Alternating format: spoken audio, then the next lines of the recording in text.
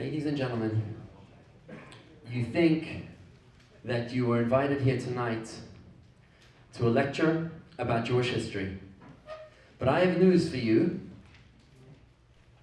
In Hebrew, there is no word for history. There is no way to say history in Hebrew, because as Jews, we don't believe in his story. It is our story. It is my story. You see, whilst the ancient Egyptians were busy building pyramids, and the Mesopotamians were building ziggurats, the Greeks were building temples, and the Romans were building colosseums, Moses and the Jewish people were building schools. Whilst the others were building their memorials in stone, we Jews were building students. They were etching and engraving marble. We were writing on parchment. They were training armies to fight. We were training children how to read. And that's why they are remembered in museums, in ruins, and in chapters of the books of history. But we, the Jews, are still busy learning. That's why we're the people of the book. And that's what we're going to learn about today. Thank you very much. I'm Rabbi David Bigler, introducing someone who needs no introduction at all. Good evening, everyone. Thank you for being here tonight. If you just take a moment and silence your cell phones and your watches. Thank you. Dr. Irving Berkowitz has lived a life of such enormous impact that few of us could ever replicate it. Dr. B, as he is referred to in academic circles, has 2 postdoctorate degrees in economics and a postdoctorate certificate in higher education leadership from Harvard. He has more than 3 decades of experience working in colleges and universities across the country. These paths always encompass leadership roles, including a stint for 13 years as the Dean of Academic Affairs at Palm Beach State College, where he guided a student body of over 40,000 students. In all of these posts, and I'm quoting Irving, he sought to protect the canons of academic freedom, promote knowledge, building research, to hone students' critical thinking, creative problem solving, and communication skills, to foster civic literacy and engagement by all segments of the wider community. If only all colleges today were run by Irving. Throughout his 43-year career, Irving has been a passionate advocate for human rights and Holocaust education. He has advised post-communist governments, volunteered with civil rights organizations, and received numerous awards for his leadership and advocacy, all reflecting his deep commitment to combating prejudice and preserving the lessons of history. In recent years, Dr. B completed a fellowship as a scholar in residence at Oxford, as well as receiving the Martin Luther King Distinguished Leadership Award for his lifetime of scholarship, advocacy, and service in relation to racism, anti-Semitism, hatred, and discrimination. Fun fact, Dr. B is also a champion for wolves, an animal that has also experienced persecution in the U.S. A supporter of the animal rescue group, Wolf Haven, he adopted a full-blooded Alaskan tundra wolf named Carpathian, who shared his home for 12 years. The animal, which measured 6.5 feet and weighed 155 pounds, had been orphaned and could not be introduced into a wild pack. Carpathian was allowed to roam through Dr. Burkowitz's house. Quote, "It was a matter of public policy to exterminate the wolf in the lower 48 states, and they did. Only in 1995 did they adopt a policy of reintroduction of these natural predators into the ecosystems, so I strangely identified with wolves and wolf society," close quote. With his piercing blue eyes and his championship college wrestling prowess, Irving is akin to the wolf that he saved. He is a brilliant and fierce defender of his Jewish brethren. As the son of Holocaust survivors, perhaps Hashem saved his parents so that Irving could follow this critical mission. He is a brave and powerful voice. I am so grateful and proud to call him a friend. Please welcome Dr. Irving Burkowitz.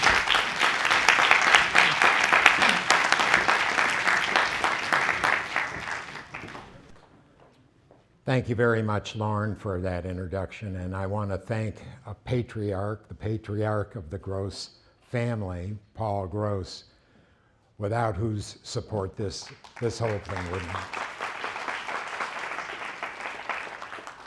I just want to say very quickly that the Gross Family Center for the Study of Anti-Semitism and the Holocaust hosts the finest lecture series, in my opinion, certainly the finest in the state, one of the finest in the United States. And I am proud to be in my 8th or 9th or 10th year. I did take a sabbatical a year ago because it was at that time that Lauren Gross asked me if I would consider doing an assignment. Stepping away from all my years of research and public speaking on the Holocaust and anti-Semitism, she said, would you be willing to take on the task of tracing the evolution of the Jewish people over 4,000 years, from the time of Abraham, and if you can bring it up to the present. Oh, and by the way, if you can do that in 1 hour. So I want to maybe apologize in advance if I don't cover the full span of time we're talking about. We're talking about a span of time from prehistory, and I'm going to start with the Bronze Age, 3000 BCE. The Bronze Age went from 3000 BCE to 1300 BCE, and then we entered the Iron Age. This is all prehistory. The Iron Age from 1300 BCE to 600 CE. And we're going to cross into the period we call classical, the classical era, the classical antiquity era. And that's going to take us from, say 600, this is through the Roman Empire from 600 BCE to 476. 476 being the collapse of the Roman Empire. And then I'm afraid if I get past that, I'll be able to get into the medieval period from 476 to 1450 CE. And that takes us pretty close to the evolution of the 600-year-old Ottoman Empire. And as you know, it was the collapse of the Ottoman Empire in 1922 that led to the British partition of what they called Palestine. And I will clarify later whether there was such a place called Palestine before the 20th century. Okay, so there's one more thing I want to tell you. I met with Rabbi Vigler about 1.5 years ago. Some of you know that I was called, I believe it was a calling, to rescue the Torahs that were going to become available after the closing of a 140-year-old synagogue in Philadelphia. Representatives of that synagogue called me after viewing a couple of my lectures on the Holocaust, and they asked me, they said, Dr. Burkowitz, would you be willing to help us find a new home for the Torahs that we have collected over all of these years? Well, I agreed to. I agreed to without the same kind of hesitation that Moshe Rabbeinu, that Moses had when God called upon Moses to do his work by leading the Jewish people from Egypt. I accepted this privilege of finding a new home, and I drove 2,000 miles to get those Torahs. I delivered the final sermon for that synagogue And I distributed 6 Torahs to shuls here in Florida, one of which, and one of the oldest of which, was for this synagogue. The synagogue the Chabad led by Rabbi Vigler, himself a scholar. Now,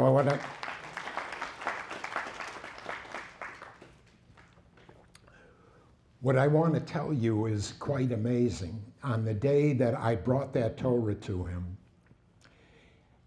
he opened up, he opened up the scroll, and where he opened the scroll and where he put his finger happened to be that part of Torah in Shemot, I believe in Shemot, where Moses is receiving the 10 Commandments.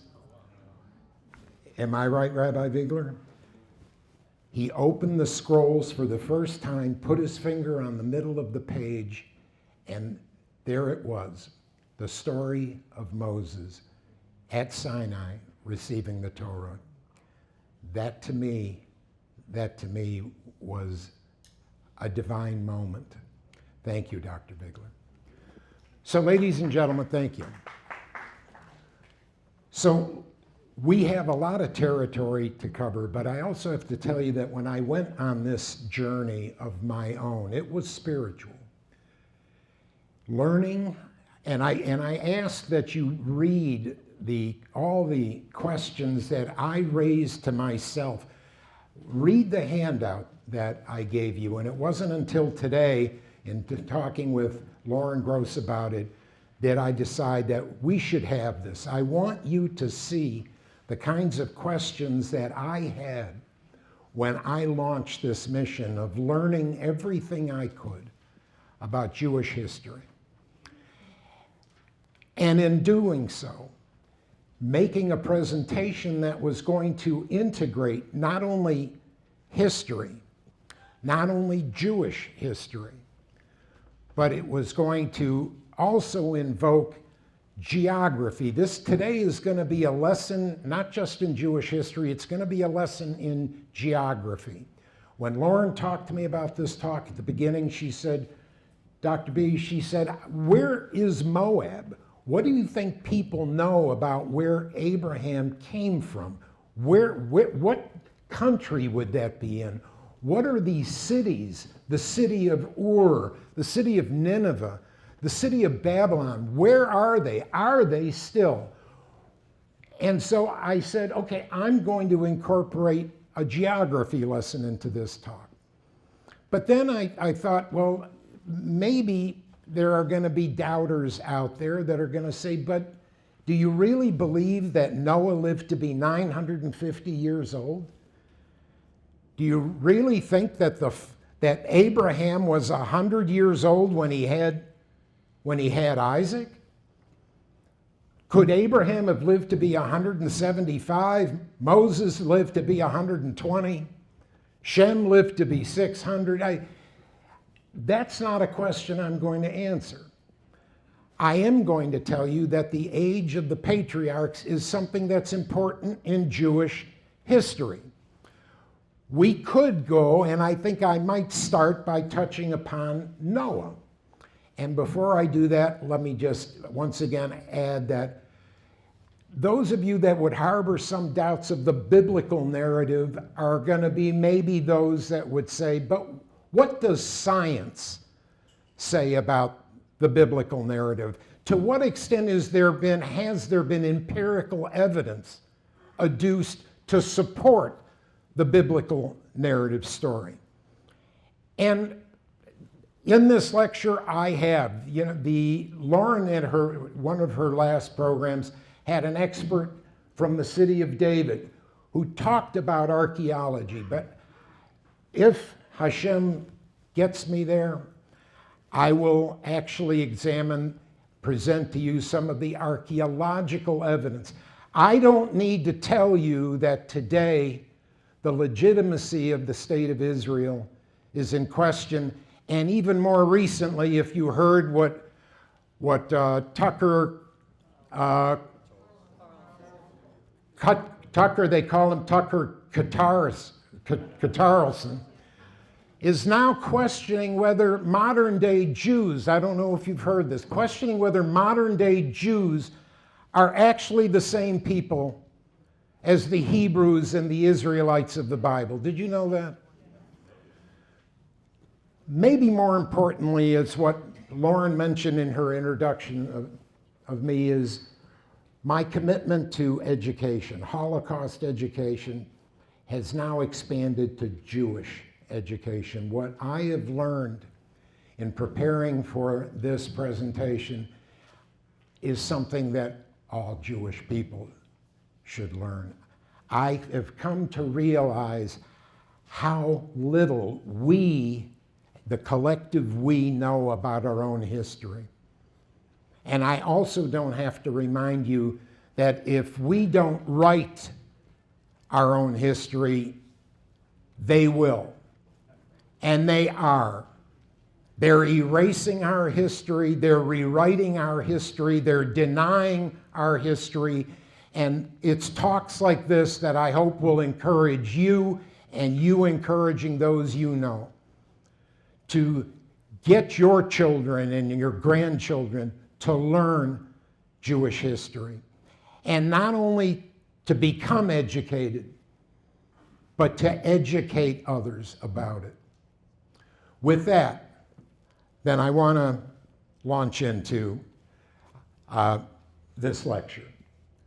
So I know you probably can't see that out there. Maybe I can just point some things out. There's a better, this is the age of these are the patriarchs of history, going back to Noah.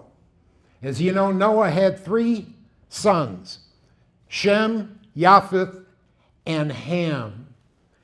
And those of you that know the biblical story know that one time after the flood, Noah, the inventor of wine, by the way, I don't know if you know that he grew a vineyard, and they say he could be the man that invented wine.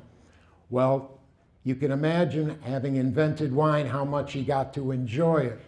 He got himself good and drunk, collapsed, unconscious, and when his son Ham found him, as the story goes, Ham saw his father naked, and this was a great sin.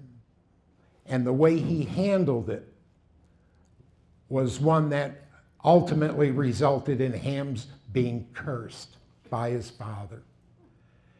And the curse of Ham is important to know in Jewish history because the actual curse of Ham was the curse of Ham's son.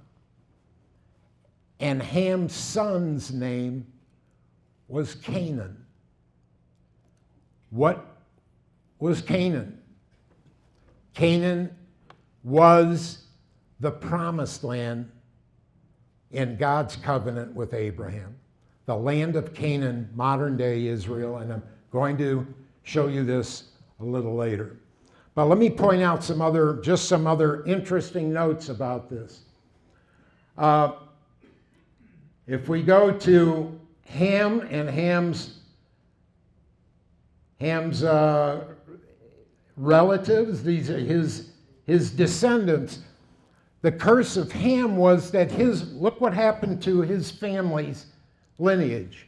It stops. It doesn't continue. Canaan, being his son, was the one whose land that he founded would be lost because the Jewish people, the Hebrews, conquered it. But look at this. A descendant of Ham's, one of Ham's descendants is Nimrod. Does anybody know who Nimrod was? Let me just point that out.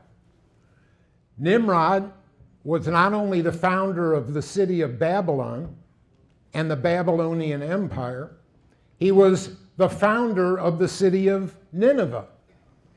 And do you remember what the city of Nineveh was famous for in Jewish history? Nineveh was where Jonah, the prophet Jonah, was sent to save the people of Nineveh because of their sinful iniquitous ways. And Nineveh, at one time, I'm going to show you images of this, Nineveh was the largest city in the world. Where is Nineveh? It's in modern-day Iraq. And what city today took the place of ancient Nineveh? It was the city of Mosul. Do you remember hearing news about Mosul? Do you remember hearing during the Iraq War? You remember hearing about Mosul when ISIS came into power? ISIS went to the ancient city of Nineveh, now Mosul, and declared Mosul its capital for the future caliphate that ISIS wanted to establish in the Middle East. This is just a modern footnote to ancient Nineveh. Anyway, let's go down. Let's go down a little farther here. Sarah, okay, the wife of Abraham. Sarah has her son Isaac. Isaac has two sons, Jacob and Esau. Important in Jewish history, but I'll get to that in just a moment. I want to move first to, well, let me just tell you this about an interesting observation about the patriarchs. When you look at their ages, do you know, if you look closely on this, do you know that Noah and Abraham overlapped by 50 years? It's conceivable, and I only say this to you not because it's been proven, we can't. It's conceivable that Abraham knew Noah. And not only that, but Noah's son Shem lived longer than Jacob, than Isaac's son, and Jacob's kids. Noah himself might have known Adam. There were 10 generations between Adam and Noah, and there were 10 generations between Noah and Abraham. And there were 6 generations between Abraham and Moses. All that in 1 hour we're going to try and cover. All right.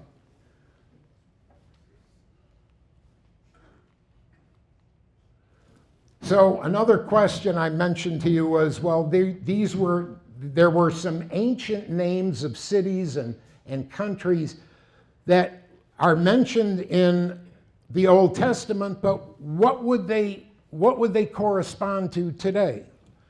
Look at some of these. Iraq, ancient Mesopotamia, the place we call the Fertile Crescent. Mesopotamia, the region in which Abraham was born. The place that the Fertile Crescent that Abraham followed, leaving Iraq, going up to nearly Turkey and then down to Canaan. Iran was Persia. And I'm going to talk to you about Syria and Jordan and Iraq and Lebanon. These countries had different names, and if you look and try and remember some of this and go back to the Bible, you'll know where they are today. Some interesting ones that I think you should know is that the country of Yemen is the country that today is where the Houthis are. The country of Yemen was called Sheba. Does that name sound familiar? Where did we hear the name Sheba? The Queen of Sheba, and who had a dalliance with the Queen of Sheba? King Solomon. And Sheba was not married. She was a queen without a king, but Sheba was so admiring of Solomon's great wisdom, she traveled almost 2 years to visit Solomon and put him to the test of his wisdom. And just a piece of trivia, she asked him to solve a riddle, and the riddle was this: a woman talking to a guy and says, "I am your sister. I am your sister. Your father is my husband." And I can't remember the third part of that. "I am your sister. Your father is my husband. And you are my son." It took Solomon seconds to say, this is the story of Lot. You remember who Lot is? Lot is the nephew of Abraham. When Abraham is called upon by Hashem, by the way, Abraham, just to give you a perspective, Abraham was born about 2166 BCE. That's in the 3rd century BCE. When Abraham leaves, and I'm going to show you the route that he takes, when Abraham leaves, he's called upon by God to leave his father's house. By the way, his father was an idol worshiper. His father, Terah, was an idol worshiper. So the sages tell us in Torah that when Hashem called upon Abraham to leave his father's house, he didn't just mean leaving the physical property. He meant leaving behind the idolatrous practices of his father. But his father went along with him. His father volunteered to go along with him. And Abraham travels up to Haran, a place in Turkey, and it was there that his father dies. But Abraham also traveled with his nephew Lot.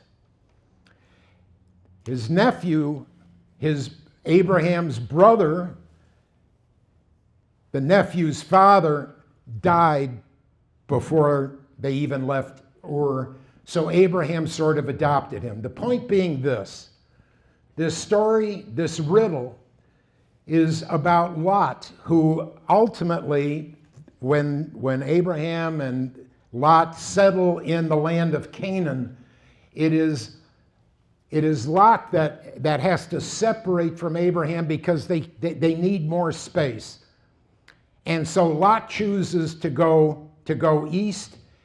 And where does he choose to live? He chooses to live in Sodom. Okay, well, now the story of Sodom and Gomorrah, and we'll get back to this later, but Sodom is destroyed, but not before Abraham has a 6-part negotiation session with Hashem.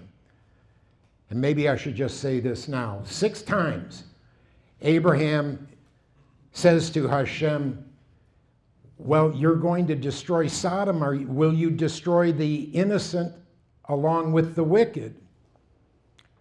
What if, he says, what if there be 50 righteous among them? Hashem says to him, if there be 50 righteous, I will not destroy it. Abraham then takes a chance. He said, well, okay, what about 40? What about, or 45? What about 40? And then, now Hashem is saying, okay, if there are 40, then I won't destroy it. Anyway, the point is he finally gets down to 10. Hashem has to destroy Sodom. And, of course, it's Lot that leaves Sodom, but his wife, remember, turns around and sees it, and she turns into a pillar of salt. Well, guess what? His 2 daughters, Lot and his 2 daughters, actually think they're the only people left on earth. And the 2 daughters say, well, if that's the case, we better do something about it. So they plan to lay with their father, which they do.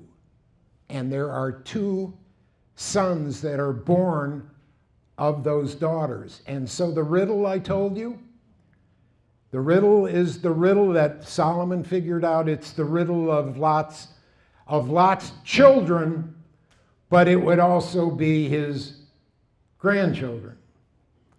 And anyway, that's the riddle. But let me move on here. This is the Levant. I know you've heard that word before. I just want to make sure you understand that this little area here is the Levant. That portion, that's what we call the Middle East. And it involves these countries. I wanted you to see that. The Levant is mentioned in Torah. I want you to see this map of the Middle East and beyond, because it's important to know where these things are happening that I'm going to be talking about. This is Iraq. This would be the Babylonian Empire and the Assyrian Empire. This is Syria. That would be the Assyrian Empire. This is Turkey. That would be the Ottoman Empire. Russia is up here, but we're not going to get into Russia. And just so that you know, I don't know how many of you know when you hear the news every day, this is the Arabian Peninsula. And this little place, this little thumb here is Qatar, right there. And this little island next to Qatar, that little island is called Bahrain. And then you have the UAE, the United Arab Emirates, right here. This is the one that signed an Abraham Accord with Israel. This is Oman, and this is Yemen. Just for contemporary references, I want you to understand these important places. This is the Gulf of Oman, and see this little area here? This is the Strait of Hormuz. Have you heard that on? Right. So all the ships that carry oil from the Persian Gulf have to come through the Strait of Hormuz, and this is what modern-day Iran is canceling. Ooh, gosh, really? Okay. Well, let me move on. I just wanted you to see some satellite images here. I took satellite. This is images of these countries. This is Turkey up here. This is Iraq, Saudi Arabia. This is Syria. This is Jordan. This is the United Arab Emirates. That would be Oman. That would be Oman, and that would be this would be Yemen, and that would be Oman. Israel, compared to the state of New Jersey. And this, ladies and gentlemen, is most of what Israel inherited in 1948. This is the Negev desert. And this is what Israel has done to the Negev.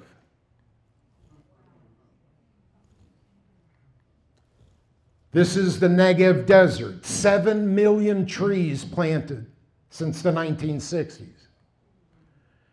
Here's I overlaid the 12 tribes of Israel over a modern-day map of Israel so that you can see where the 12 tribes actually extended east of the Jordan River.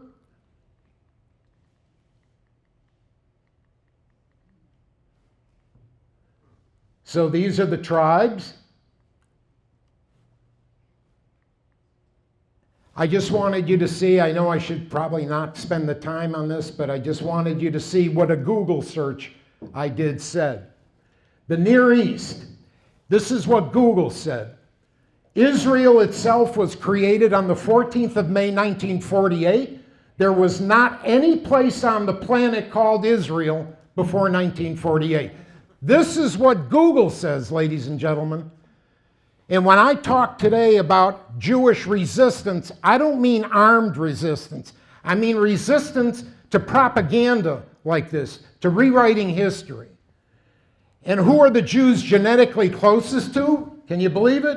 Palestinians. Absolutely not true.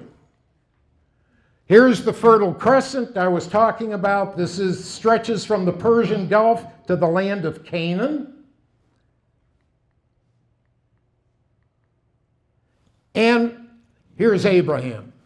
Some things, I'm not sure I can mention all of these things you ought to know about him. He was 75, my age when he got the calling. But things we ought to know, what his covenant was about. I'm not going to talk about that because I believe you know. It was seed, it was land, and it was blessing. What about the rumor that when he lied that Sarah was his sister? Did you know that? Well, how many of you know that she was his half-sister? Abraham and Sarah came from the same father.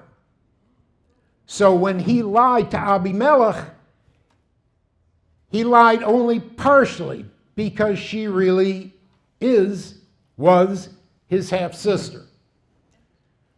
I mentioned the 6-part negotiation. What about the fact that Abraham gave birth to Ishmael? Did you know that Ishmael had 12 sons? Just like Jacob had 12 sons. And the 12 sons of Ishmael became the tribal leaders of the Arab nations. Did you know that? Ishmael's descendants became the leaders of the Arab nations, 12 sons. You know the story about the binding of Isaac. I don't need to go into that. His separation from Lot. And you know that Abraham, after being promised Canaan, the only thing Abraham owned when he died at age 175 was his burial site. He didn't own land. Abraham was a nomad.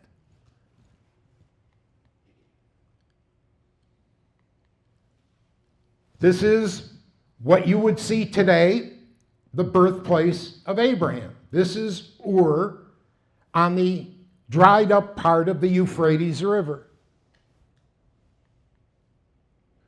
Here's Abraham's journey. Let's take a quick look at this. He starts out from Ur. This is one theory. I like this one better. This one says that Abraham actually traveled not across the Euphrates at the southern end, but he goes up the northern end, which takes him to Nineveh. And what did Nineveh look like?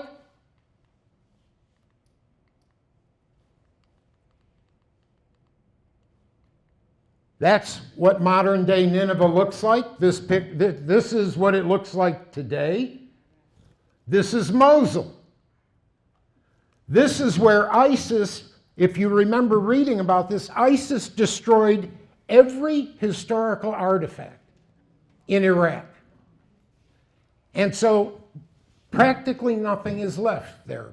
But that's what you would see where ancient Nineveh was, and that's what it looked like. The largest city in the world for 50 years.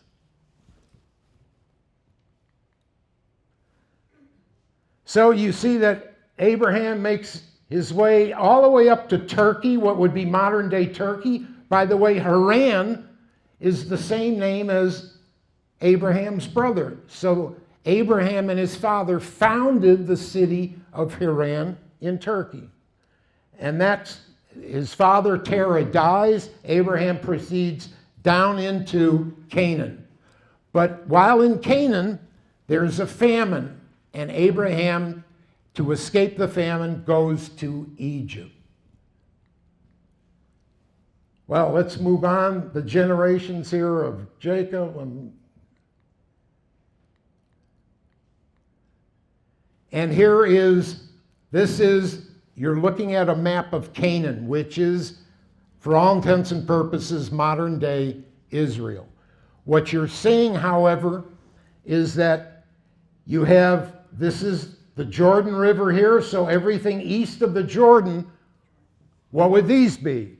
Well, this would be Jordan, the land that was called Ammon and Moab.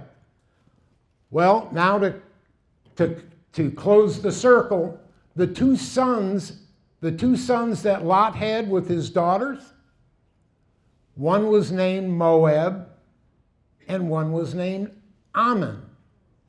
Ben-Ami. Ben-Ami became the founder of this kingdom of Ammon. Moab became the king of Moab. Then you have up here the Assyrians that were the Amorites. But down here you also have, in this area it's not on this map, but you have a place called Amalek. How many of you heard of the Amalekites? You remember the story of them? Well, did you know that actually Amalek was the grandson of Esau?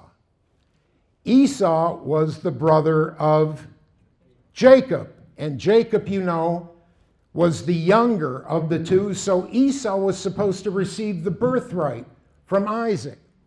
But God didn't want, he did not want Esau to get it. And so they plotted, they deceived Isaac, who was already old and blind. And Isaac calls for his son Esau, and who shows up? It's Jacob. And Jacob and his mother fool Isaac into giving Jacob the birthright. But understand that Esau later on would become an arch enemy. He promised that he was going to kill his brother for what he had done. But that relationship gets reflected in the relationship between the nations that were descendants of Esau and the nation of Israel. So Edom is actually, that is a nation descended from Esau. But Amalek is the kingdom of the Amalekites, and it was the Amalekites that, what prophet slayed Amalekites? They were Philistines. It was the prophet Samson. And guess where Samson slew 1,000 or 10,000, I can't remember, 10,000 Philistines with the jawbone of an ass? Where do you think that happened? It happened in Gaza. The area now known as Gaza was the land of the Philistines. And remember that not 10 years ago, the Palestinian narrative was that they were descendants of the Philistines. Why? Because the land was called Philistia. And so they thought, well, why don't we just say that we are descendants of the Philistines? Well, guess what? We've since learned that the Philistines originated in the Aegean Sea, in Greece, in Crete. They were a seafaring people that traveled to the Middle East. They have no connection to Arabs. The Philistines would eventually vanish because Israel conquered it under King David. Point is that that land was famous for a lot of reasons. Let me move on. So what were the ancient boundaries of the Promised Land? Well, there's all kinds, when you go through Torah, there's all kinds of conflicting boundaries. So here's one that says the boundaries of the Promised Land, this is in Genesis, says the boundaries of the Promised Land are from the river of Egypt to the great river, the river of Euphrates. Now, what would you think they meant by the river of Egypt? You would think it meant the Nile, but it didn't. So this is one misrepresentation of the boundaries of the Promised Land, extending from the Nile River to the Euphrates. So here's one theory of what the Promised Land's boundaries were.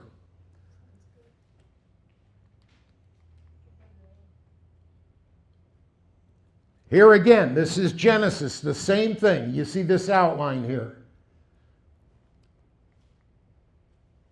There again, That's one theory of what the promised land was. But here's a different part of the Old Testament that says that the southern limit shall run a line from Tamar to the waters of Kadesh along the Wadi of Egypt. Ladies and gentlemen, the Wadi of Egypt, the Wadi is a brook, but also could mean a river. So the real boundary that scholars agree on today is not the Nile River. This is the brook, the Wadi of Egypt. And you see where it says this comes right out of Torah to the waters of Kadesh. So this would be the boundary, the southern boundary of the promised land.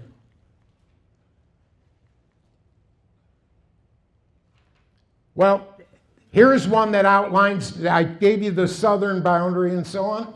Here's one that says all of Israel from Dan to Beersheba. Well, there is the northernmost point, Dan, the tribe of Dan in the north to Beersheba in the south. A completely different set of boundaries. But now do you remember the story of Beersheba? Where did that come from? Beersheba is where Abraham first dug a well in Canaan. And he was the founder of Beersheba. And so this one is, yet I will set your borders from the Sea of the Reeds, the Red Sea, to the Sea of Philistia. So there would be the Red Sea. This is the Dead Sea here. This is the Red Sea, from the Red Sea to the Mediterranean. So this is what is the modern day border of Israel. And this is the Negev Desert. I just thought you might want to know, when the Jews were enslaved in Egypt, did you wonder where Goshen was? You remember when the Jews were enslaved, they were in Goshen. Well, Goshen doesn't exist anymore, but certainly the land does. It's in the Nile Delta. This is a modern day image of the Nile Delta, and this is the land of Goshen where they were enslaved. And so we went through Abraham. I didn't even get to talk much about Isaac and Jacob. How much time do I have here? 13 minutes. Well, wow, I'm not even beyond the patriarchs yet. But let's just say we go through. Jacob has the 12 sons that form the tribes of Israel.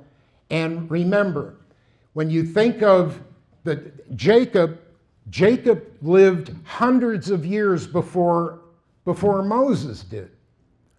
And it was not until Moses brought the Hebrews, the Israelites, to the Jordan River that Moses was told, by the way, I want you to come with me. Hashem calls Moses and he says, I want you to come to the top of this mountain with me. And Moses says, okay, but why? Because Hashem says to him, because I want you to see the promised land, because you're not going.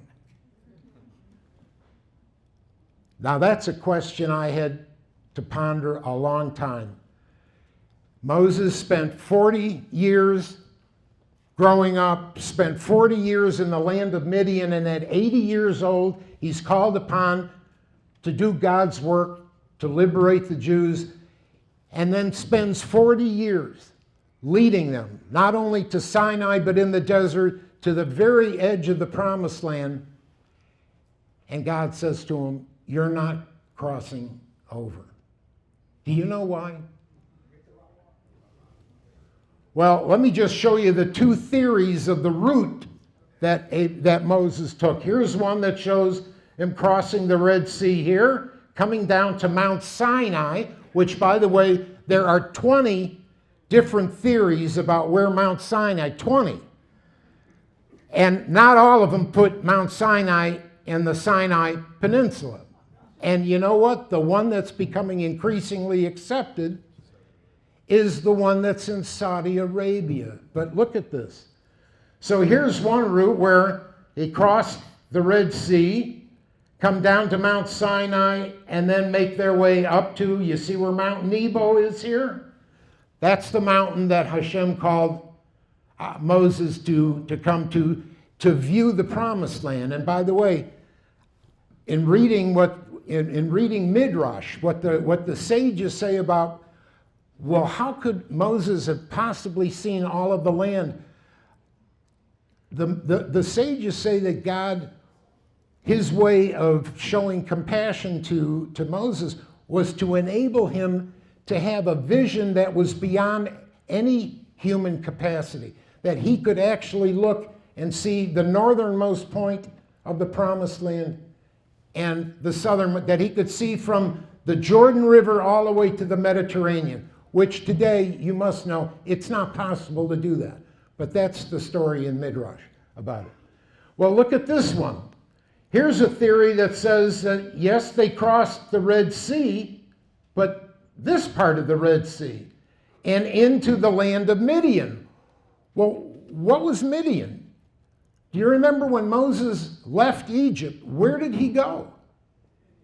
When he crossed the desert, he went to Midian. And it was in Midian, they say, that he came to Hashem. So there is a different view of where Mount Sinai is. So here's something to point out to you. You notice that I said they crossed the Red Sea. Well, do you understand that the Red Sea breaks into, it forks right here. This is the Red Sea right here. But this is the Gulf of Aqaba, and this is the Gulf of Suez. So one theory has the Jews crossing the Gulf of Suez. The other has them actually crossing the Gulf of Aqaba. You understand there's two different theories of where that Exodus took place. So here are the two candidates for Mount Sinai. This is the one in Sinai. By the way, in the Old Testament, it's not called Mount Sinai. It's called Mount Horeb. So theories about where modern-day Mount Horeb are here. This one here. And this one is this one is 7,500 feet in the Sinai desert. And this is the other candidate in Saudi Arabia. This one is called Jebel, is a mountain, El Lawz. And the third candidate is actually the one viewing from the peak.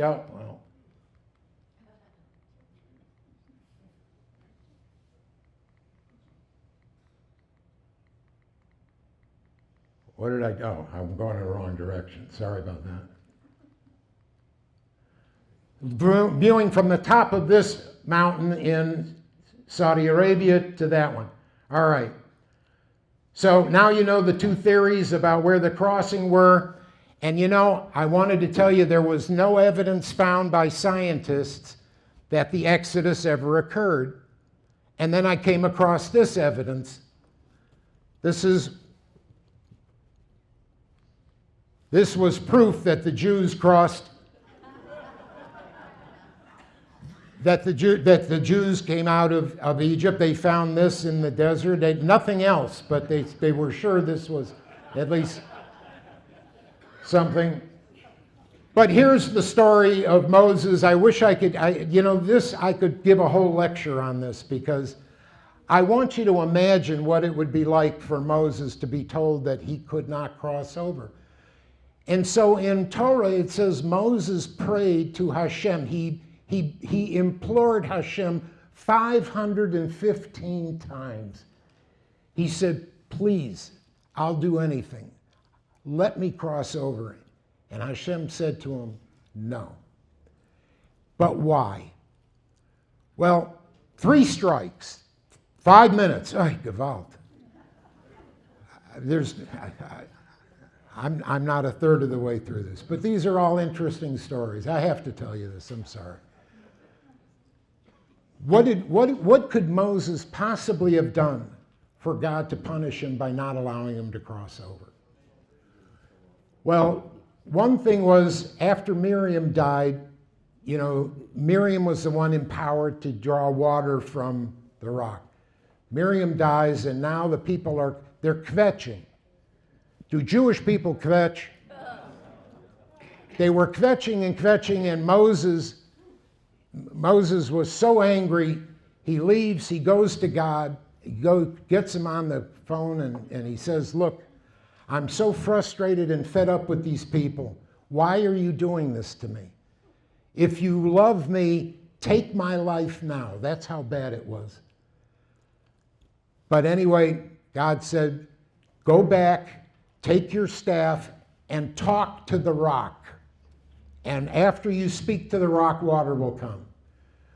Moses went back, and out of frustration or anger, he strikes the rock twice. Water flows. That was strike number one. He defied God's command. Number two, when the water started flowing, then Moses said to him, you rebels, you fools, must I give you water? Here's your water. Strike number two. And strike number three. Number two is he besmirched his people. He called them rebels. He called them names. And God said to him, why would you do that? They're my people. They were thirsty. And then he said, must we give you water? He took credit that should have been given to Hashem. Ladies and gentlemen, he had a bad day. You know, you're laughing, but you know what? Think about this. That's it. He had a bad day. And what does that tell you? It tells you the standard to which Hashem holds his prophets. You think the 10 Commandments that we're held to is difficult? Imagine having a bad day, and after all that dedication. And then I want you to think about what it must have been like for him to go to the top of the mountain to see it. It was supposed to be an act of compassion by Hashem. But how do you think Moses must have? Do you think it possible that it made him feel a little bit worse, that yes, he could see it, but he couldn't step foot into it? Is it possible? Yeah, all right. No way I'm going to finish this. Well, there he is. There's a picture of him. And so now we get to what? We get to the tribes, okay? Joshua takes them over. The 12 tribes are allocated land. I want you to understand something. The names of these tribes might lead you to believe that they actually were the ones that crossed over. The tribe that Judah must have crossed over, that Levi must have crossed over, Manasseh, Ephraim, that all of them actually crossed over and took control of this part of Canaan that was their tribal land. They didn't. The 12 sons died hundreds of years before. They died before the Jews were enslaved. When all of the sons of Jacob finally passed away and a new Pharaoh came to power, the new Pharaoh said, I didn't know Jacob. And you people are multiplying like rabbits. You know what? You could be a threat to us. And so that was the Pharaoh that enslaved the Israelites. Why? How do they go from being Hebrews to Israelites? This is where Jacob wrestled with Hashem. And Hashem said, from now on, your name is not Jacob, your name is Israel. And I want you to understand something. When you hear the expression Bnei Israel, when you hear the expression the children of Israel, remember, they're literally the children of the patriarch Israel. That's what it means. Did you know that? We all would have just thought it was another way of referring to the nation of Israel, which it was. A family, the family of Jacob, became the nation of Israel. Well, okay, Israel has 3 kings, and I'm not going to be able to talk about them. The first one to unite after 400 years of tribal existence in Canaan, from roughly 1400 BC to 1050 BC. 400 years, 350 years. Finally, someone comes along and unites all the tribes of Israel into the nation, the kingdom of Israel, and that's King Saul. King Saul rules from 1050 to 1010 BCE, and then King David takes over. But King David was not related to King Saul. King David was a descendant of the tribe of Judah. King Saul was a descendant from a different tribe, but King Saul also alienated God, because God gave King Saul a commandment, and when he didn't obey that commandment, and I'll tell you what the implications were. He was supposed to, when they were fighting the Amalekites, Hashem told Saul, kill them all. And Saul didn't kill the king of Amalek, King Agag. He killed everybody else. And guess what happened? The prophet Samuel, who appointed, through God, appointed Saul to be king, he told Saul, why didn't you obey God? And he said, I thought I did most of what he did, but you didn't. You kept him alive. And before King Agag, an Amalekite, would be killed by the prophet, he reproduced with a woman that 500 years later would have a descendant called Haman. Haman. So Saul, who was punished by God for not doing the work of God, kept one person alive, and 500 years later, because that one person was kept alive, the person that descended from the king of Amalek was Haman. And that's our story of Esther and Mordecai, right? Okay. Well, all right. How much? We're done. All right.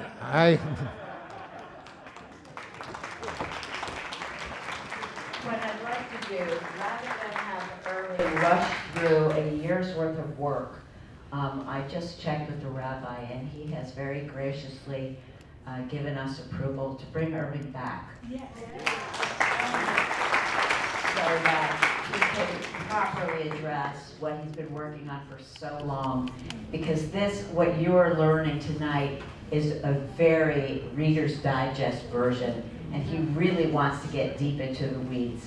So rather than, I don't want to not give due course to Irving and the work that he's done on this, and I don't want to deprive all of you of an amazing lesson in history and geography. So I'd like to be respectful of your time as well. So please, thank you so much for coming. The rabbi and I are going to discuss another session for Irving to come back this season, and so we can continue the dialogue. And then hopefully if you would speak to the rabbi and urge him to bring Irving back next year, and we can continue again. So thank you so much for